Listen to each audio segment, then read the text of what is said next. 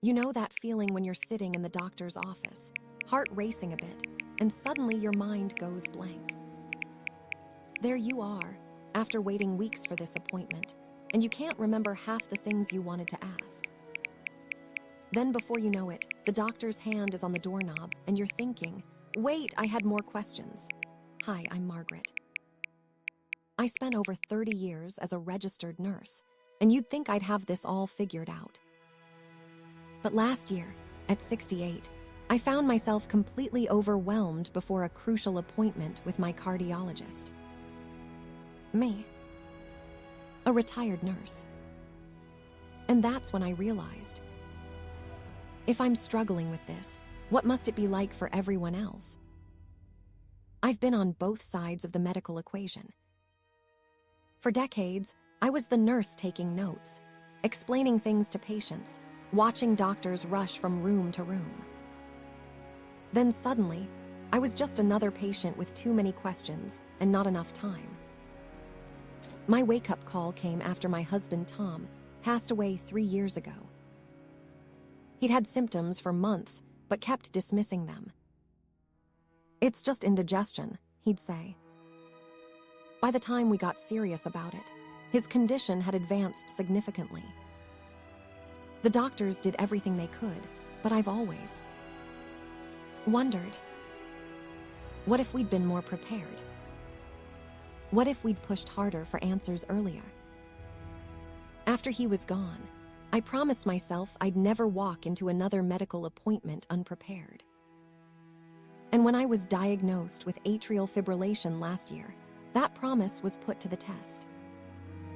I remember sitting at my kitchen table the night before my cardiology follow-up, surrounded by insurance papers, prescription bottles, and a jumble of questions swirling in my head. I felt completely overwhelmed, and I realized I needed a system. Let's talk about what we're up against. The average doctor's appointment in America lasts about 18 minutes. 18 minutes to cover your history, current symptoms, medications, concerns, and treatment plan. And that's if you're lucky. From my years in healthcare, I can tell you doctors aren't trying to rush you. Most of them wish they had more time too. But between insurance requirements, electronic health records, and packed schedules, the system puts enormous pressure on that interaction. What I've learned is that it's not about fighting the time constraint, it's about working with it. The most successful patient-doctor relationships aren't necessarily the longest appointments, they're the most efficient ones.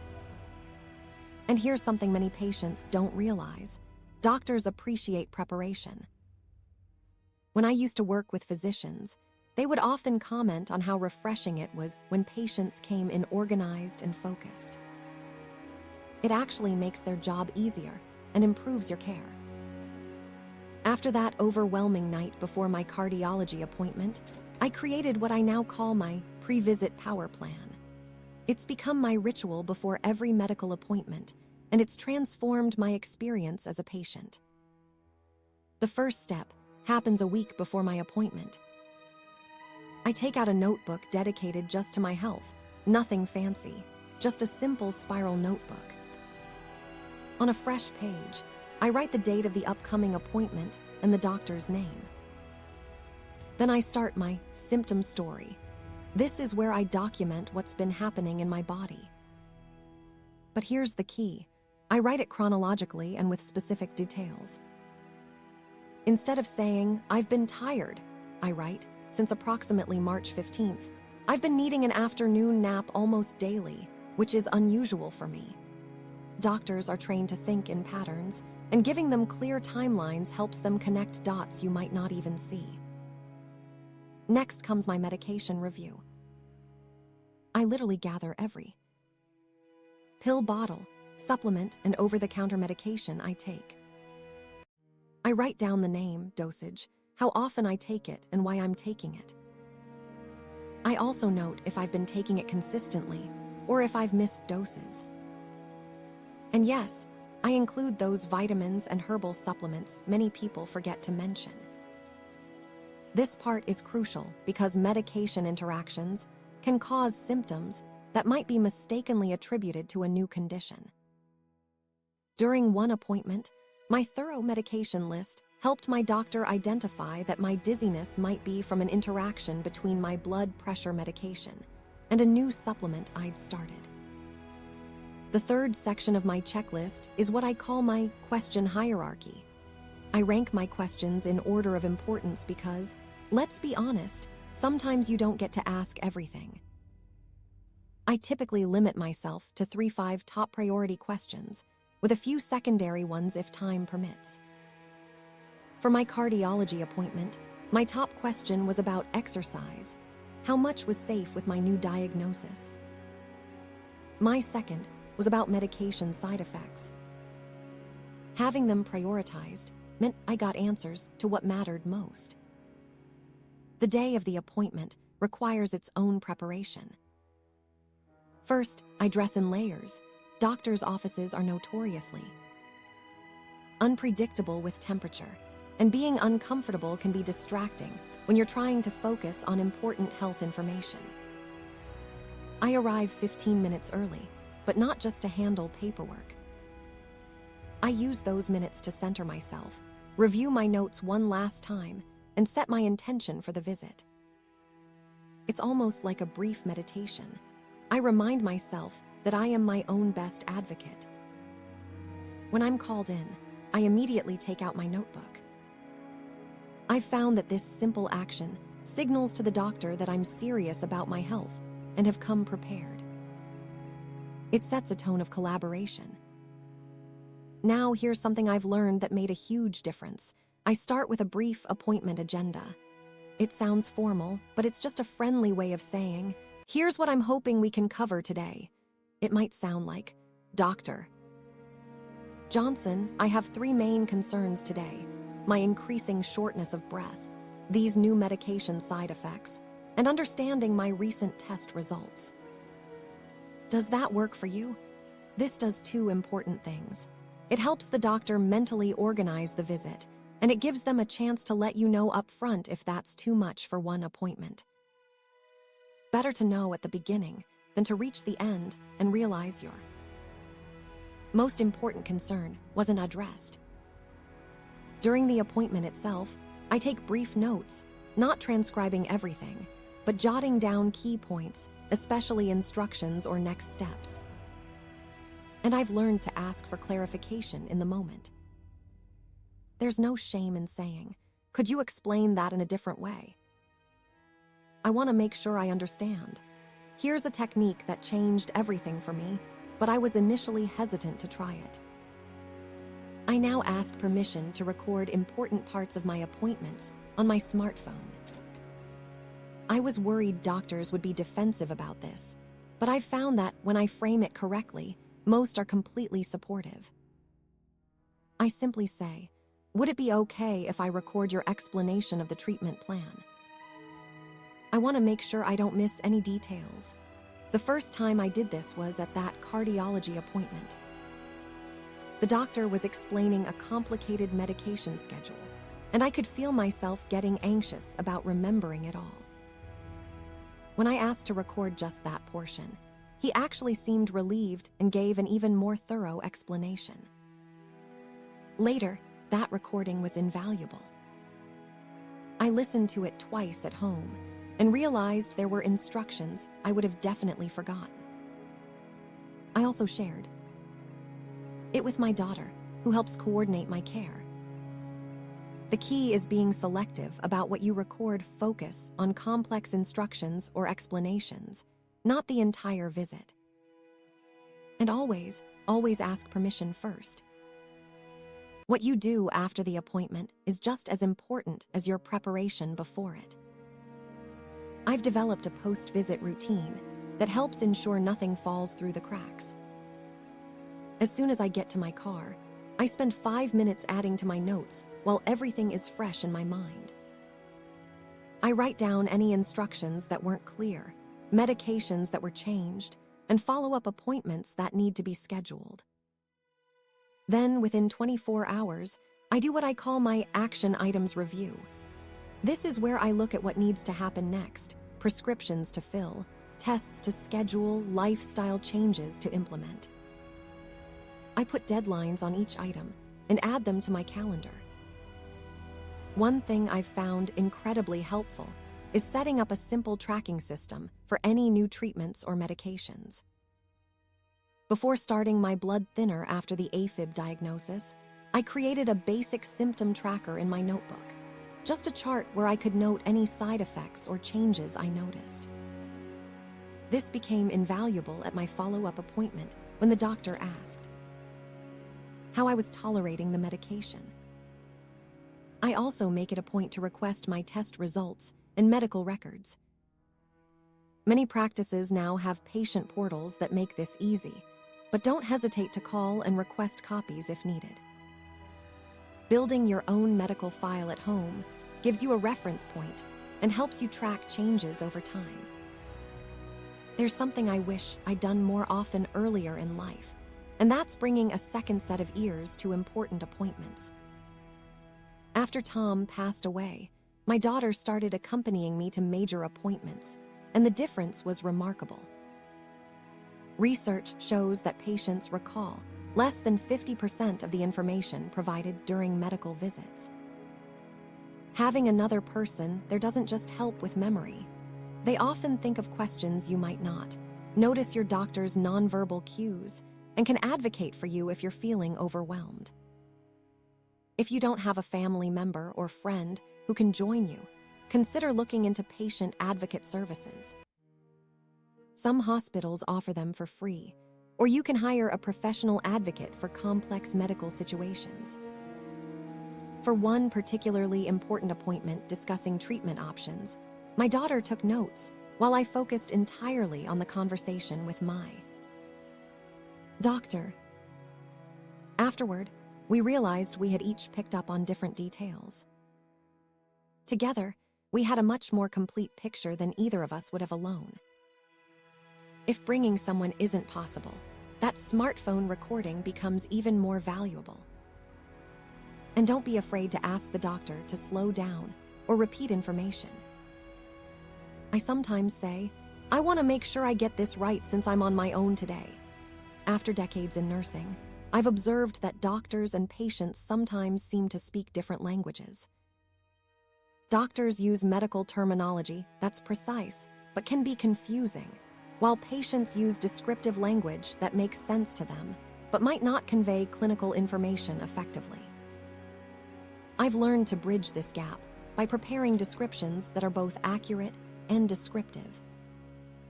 Instead of just saying, I'm tired, which could mean almost anything, I might say, my energy levels have decreased by about 50% compared to 3 months ago.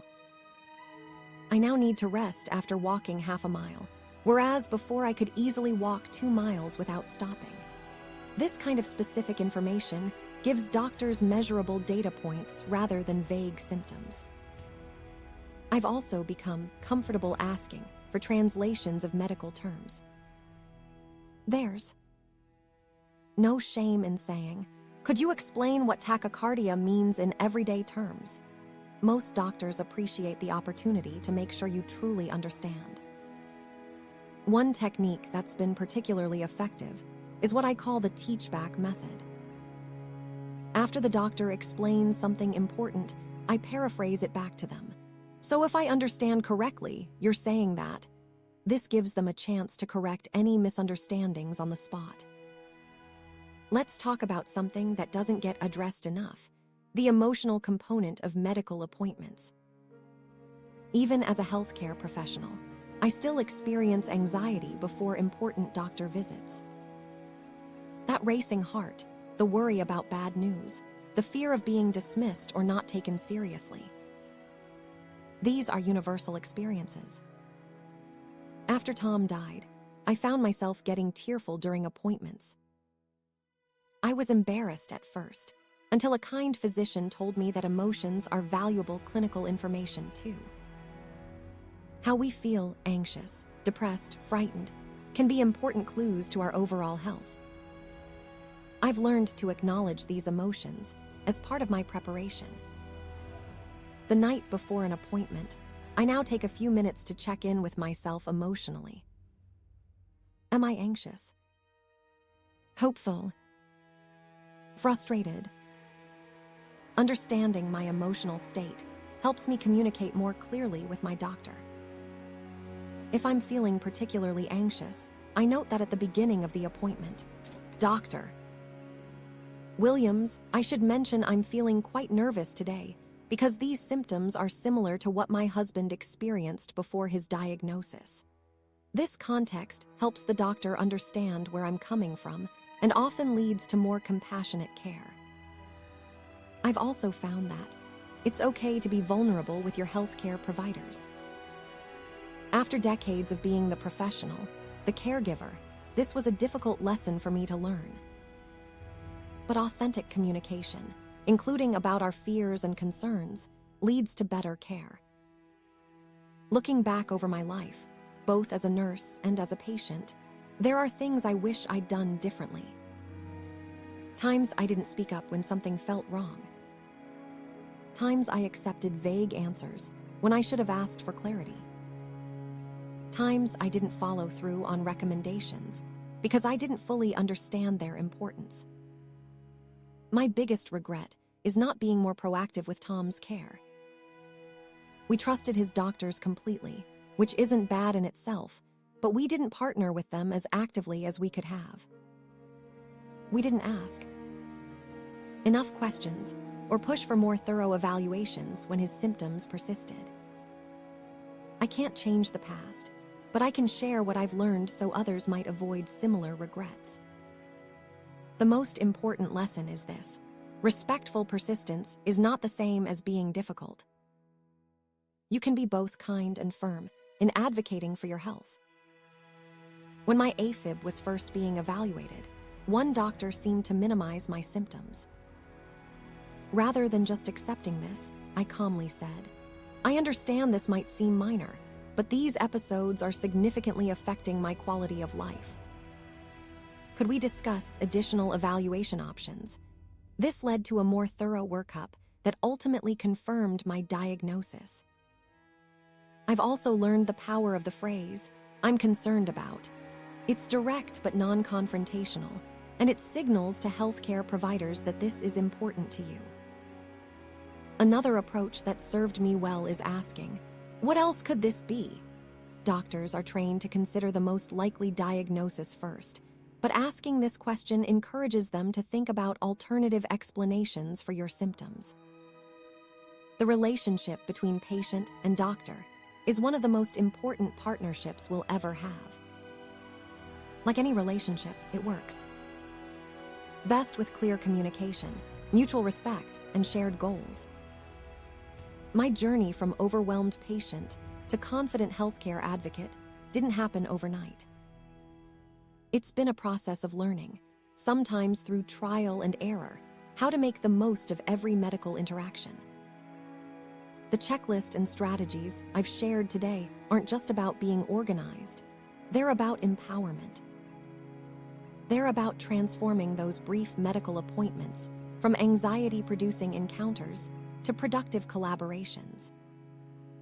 Whether you're managing a chronic condition like me, supporting a loved one through illness, or simply trying to stay healthy as you age, these approaches can make a profound difference in your healthcare experience. I often think about what might have been different for Tom if we'd had these tools then. While I can't change our past, I find purpose in sharing what I've learned with others. So before your next doctor's appointment, try creating your symptom timeline, prioritizing your questions, and planning your approach. Come prepared not just with your concerns, but with specific information that helps your doctor help you. Remember that you are the expert on your body and your experience. Your doctor is the expert on medicine. When these two types of expertise come together in true partnership, that's when healthcare works at its best. Thank you for listening to my story. I'd love to hear about your experiences with doctor visits and any strategies you found helpful. Please share in the comments below. And don't forget to subscribe for more practical healthcare navigation tips. Until next time, this is Margaret, reminding you that when it comes to your health, preparation isn't just helpful, it can be life-changing.